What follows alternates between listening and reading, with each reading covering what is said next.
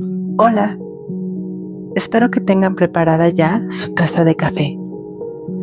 Café negro, humeante, que aromatiza todo nuestro ambiente. Ya cuando el día terminó, vamos a dedicarnos un tiempo. Y esta vez les propongo leer un libro. El libro se llama Levantando la cortina, de Rodolfo Benavides. Es una novela. Espero que les encante tanto como a mí me encantó la primera vez que la leí. Se las comparto. Primera parte. Agustín Collado.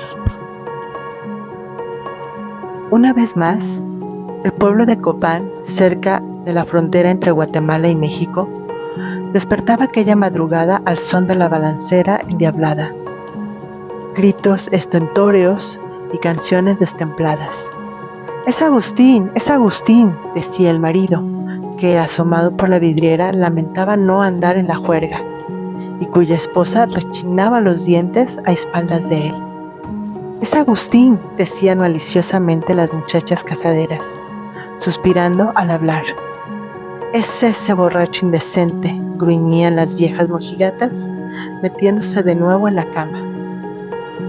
A la mañana siguiente se comentaba el acontecimiento.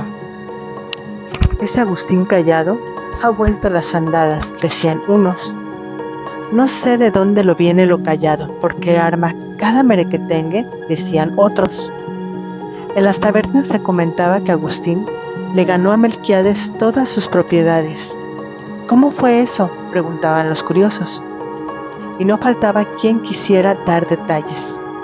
Efectivamente, varias semanas antes, a eso del mediodía, Agustín pasaba por una de las calles del pueblo y presenció cómo era lanzada, con todos sus miserables tebrejos, la viuda de Manrique, el carpintero, quien le dejó como única herencia 3 hijos enfermizos y flacos como la madre. Durante un largo rato Agustín contempló desde lejos a Melquiades, el viejo avaro, propietario de esa y otras casas. Observó la forma altanera con la que trataba a la infeliz mujer, para quien no había una palabra decente, mientras ella no hacía más que llorar. Ese Melquiades era poco estimado en el pueblo. Toda su fortuna, según se decía, la tenía invertida en sus casas y su característica era la poca consideración hacia los inquilinos. No era capaz ni de vestirse decentemente. Sin embargo, de vez en cuando gustaba de arriesgar unos pesillos en la baraja. Se le conocía por poquitero y rajón, pues se retiraba en cuanto la ganancia era tentadora para él, y si perdía, bajaba el monto de las apuestas y pronto dejaba de jugar. Agustín vio desde lejos la miseria humana representada en aquellos dos seres, la viuda desvalida y el tacaño repugnante. No dijo una sola palabra y se retiró meditando al desquite. Durante varios días, Agustín anduvo cazando a Melquiades sin que éste se diera cuenta, hasta que lo encontró de vena para el juego, y usando de toda su labia, le invitó a jugar a la baraja. Los amigos de Agustín se sorprendieron por lo apuesto de los personajes, y de antemano prevían que el viejo perdería, pero apenas lo suficiente para pagar una tanda de copas. Melquiades conocía la fama de Agustín. Él tenía fama de buen jugador, y la suerte casi siempre le acompañaba, de manera que se resistía, pero al fin cedió. Y empezó la partida. Las apuestas eran ridículas, ganando casi siempre Melquiades. Allá una que otra vez Agustín se llevaba el monte. «Dinero llama dinero», comentaba Agustín. «No cabe duda de que usted lo tiene como para parar un tren». No tanto, señor. Las propiedades de usted valen por lo menos 10 veces más que las mías», replicaba el vejete con sonrisa de avaro. «Sí, es verdad. Mi padre acaba de otorgarme mi herencia, aseguraba Agustín, usando de fanfarronería no acostumbrada, pues generalmente no hablaba de su dinero, ni de su abolengo, ni de nada que lo presentara como superior ante los demás. La noche avanzaba. Agustín había agotado el efectivo de su bolsillo y el de los presentes. Luego siguió con vales respaldados por el dueño de la taberna, pues el miserable Melquiades se resistía a aceptar vales directos de él. Las sumas acumuladas frente a Melquiades eran considerables, y éste las acariciaba con sus dedos largos y nudosos, encorvados hacia adelante. La concurrencia comentaba desde lejos: la falta de tino de Agustín en aquella noche, y los que estaban cerca no hacían más que mover la cabeza sin pronunciar palabra, abriendo los ojos llenos de sorpresa. Hoy está verdaderamente desconocido, no sé qué le pasa, decía alguien lejos del grupo hablando en secreto. Vámonos, Agustín, ya has perdido demasiado. Hoy tienes el santo de lado, rogaba algún amigo del perdioso. No molestes, que he de seguir jugando aunque me quede sin camisa, contestaba Agustín. Su actitud era nerviosa y descontrolada, jugando imprudentemente, a veces hasta mostrando las cartas. Para Melquiades aquello tenía dos explicaciones: que su contrincante había bebido demasiado y que a él le favorecía la suerte, misma que no debía desperdiciar. Pasaba de la medianoche. Agustín manifestaba un descontrol absoluto. Nadie le quería aceptar vales y entonces, en tono de desesperación, gritó: «Mi herencia contra sus casas y todo lo que tiene sobre la mesa».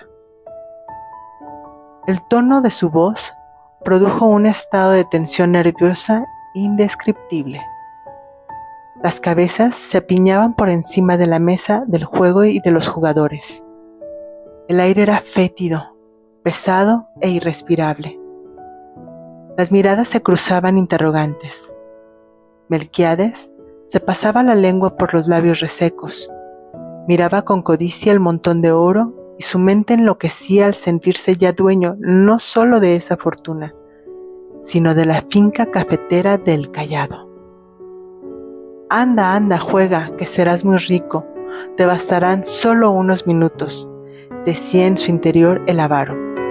Agustín repitió: «Dije que va todo lo que tengo a cambio de sus casas y lo que hay sobre la mesa». Aún hubo un momento de vacilación, pero el viejo, casi fuera de sí, sin saber por qué, empujó el oro hacia el centro de la mesa diciendo: «Va». Este va temblaba. Era un ruego, un sollozo, un lamento de desgracia. Bastaron unos cuantos minutos increíblemente cortos para que el viejo Melquiades se quedara completamente en la calle, para que dejara de ser el propietario del último adobe de sus casas. No soportó tan terrible golpe. Primero, no quiso creer lo que ocurría, y luego se desplomó sin sentido, casi muerto. Como por encanto, el estado de ánimo de Agustín cambió totalmente y, sonriendo, devolvió a los presentes cuanto le habían prestado.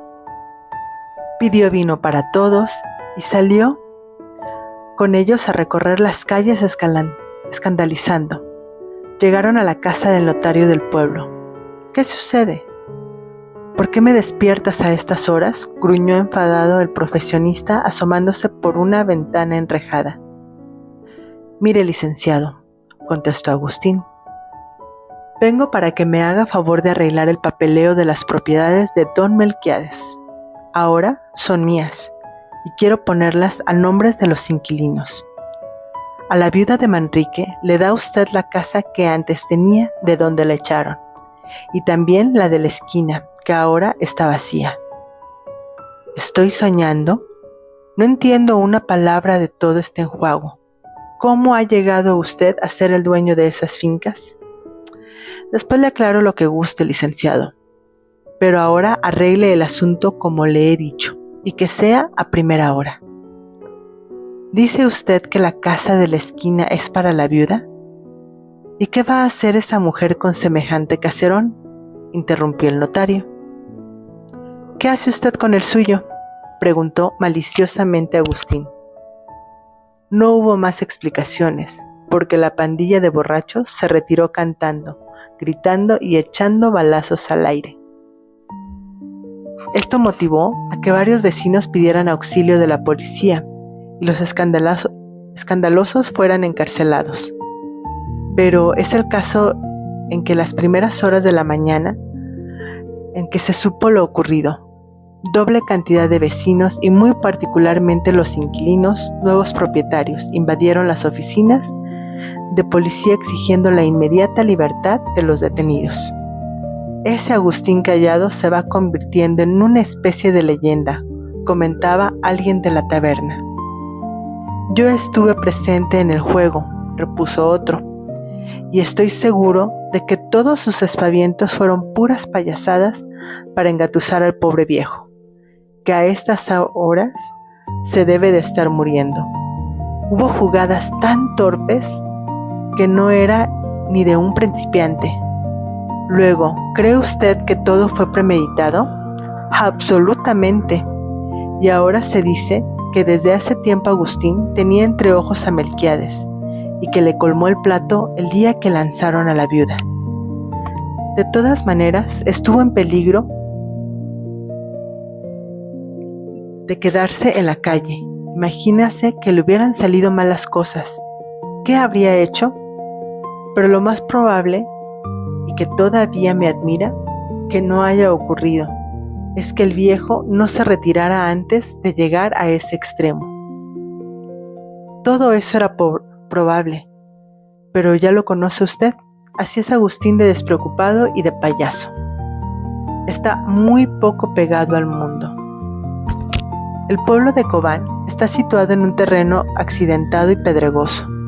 Sus calles son torcidas y descuidadas. Es el centro comercial de vasta región y por su proximidad a la frontera tiene un gran movimiento. Agustín no vivía en el pueblo. Habitaba en una finca cafetera de su padre, distante del Cobán a 1 hora a caballo. Diariamente iba a la finca, de la finca al pueblo, y en la noche o en la madrugada del pueblo a la finca. El padre de Agustín, hombre enérgico, pero amable en el fondo, ya había agotado todos los medios de persuasión para que el hijo volviera al buen camino. En un principio le pegó y hasta llegó a echarlo de la hacienda, pero se opuso Josefa, la madre. Después trató de ganárselo por la buena, con palabras, con ejemplos, con doctrinas, en fin, con todo lo que suponía que le daría buen resultado. Los hechos de la noche anterior se supieron en la finca con todos los detalles a primera hora del día. El padre y la madre y Joaquín y el hermano mayor hacían comentarios, a cual más lleno de justificada indignación, aunque el padre en el fondo sentía cierto orgullo que no se atrevía a expresar. Estos tres personajes esperaron inútilmente todo el día con las palabras de reprimienda en la punta de la lengua para soltarlas en cuanto llegara el perdulario. Pero este no se presentó, y seguros estaban de que aquella noche tampoco iría a dormir. Cuando los perros del patio empezaron a ladrar anunciando la presencia de alguien, luego se callaron y no volvieron a molestar. Agustín se había detenido en la garita del vigilante nocturno, y ahí permaneció charlando hasta que los perros, haciéndole fiesta, le reconocieron y se aquietaron. Luego, deslizándose entre las sombras, saltó por la ventana y se tendió en la cama.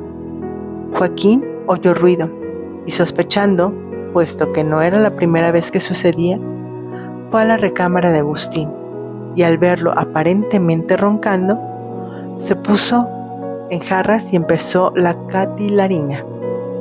No hagas papelitos, Acabas de llegar y supongo que vienes borracho. Hubo un breve silencio y luego, enderezándose Agustín en la cama, preguntó ingenuamente: ¿de dónde salen esas deducciones? Sencillamente de que solo un borracho puede acostarse vestido con todo y botas. Vaya hombre, eso es más sencillo de lo que imaginé. Oye, ¿está muy enojado mi papá? ¿Enojado? Está furioso. Está arrepentido de haberte dado tu herencia y jura que va a ver la manera de deshacer lo hecho. ¿Quitarme la herencia? Eso es. Entonces te la pasaría a ti, puesto que no tengo más hermanos y por mi parte, conforme. ¿Sabes una cosa? Esto de tener propiedades complica la vida. Obliga a que uno se sienta un poco responsable. Tiene que estar pensando en muchas cosas, sobre todo en cómo fregar a los demás para sostener la propiedad. Por otra parte, si tú te quedas con ella, sé que tengo asegurada casa y comida. Mientras que del otro modo, en un chico rato no tengo nada. Claro, con las barbaridades de las de anoche pronto te quedarás hasta sin pellejo. Jugar la finca a una carta, eso es lo más ridículo que un hombre puede hacer. No digo que no, para qué, al fin es cierto, pero si viera las ganas que tenía de torcer a ese viejo tacaño. ¿Para qué quiere el dinero si está ya por clavar el pico y no tiene a quién dejarle sus riquezas? Ahora sí sirven de algo. No te comprendo. ¿Qué te importan las viudas con hijos y que otros sean ricos a costa de la miseria de sus semejantes? Así es la humanidad y seguirá siendo. Creo que se cumple con Dios siendo justo y equitativo con los demás, pero sin ir a los extremos quijotescos que te pueden costar la vida. ¿Y qué es la vida? ¿Vale más el dinero que la vida? Nuestro abuelo vino de Castilla y pasó privaciones sin cuento para levantar esta finca y para crear una riqueza para sus descendientes. ¿Y qué ha sucedido? Mi padre y mi hermana se convirtieron en esclavos de la propiedad para sostenerla. Y tú eres otro esclavo sin libertad, porque siempre hay algo que cuidar, tantos más cuantos pesos que puedan perderse si se les quita la vista de encima. Eso no sería si tú te preocuparas un poco, pero en vez de ayudar en el trabajo vas a quitar el tiempo a la peonada, retosando con ellos de igual a igual. Luego, ¿no somos iguales? Hay médicos especializados en blancos y otros en indios porque las anatomías sean diferentes. No digo eso, hombre, no me exasperes. No te hagas el inocente.